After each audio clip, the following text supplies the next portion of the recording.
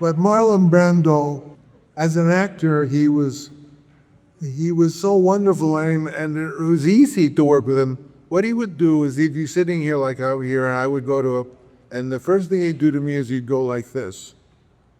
And he was asking where the camera cut. In other words, if it was here, he knew that everything he did in here would be seen, but nothing would be seen down here. So he literally acted with what was in the frame. And he liked that. But I learned a great thing about him is that he responded very well to props. In other words, if I wanted him to do something and I put some Italian provolone cheese, I knew he would do something with it.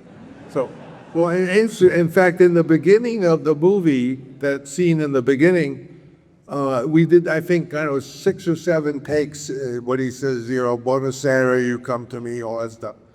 But there was a real cat. There wasn't a movie cat. There was a real cat running around in the studio. And for the third take, I just picked it up and put it in his hands.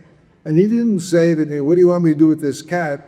He just used it. And that's what he was like. He was, he was a genius. He was a great man. He could be irresponsible, not in the acting, but like if he said he was going to lose weight. I'll tell you a story about him.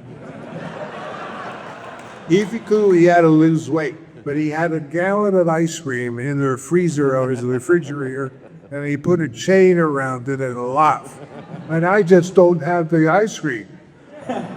He had it in the freezer, and at night, in the middle of the night, he would get such a craving for the ice cream, he would come down with a gun and shoot a lock and Nicola.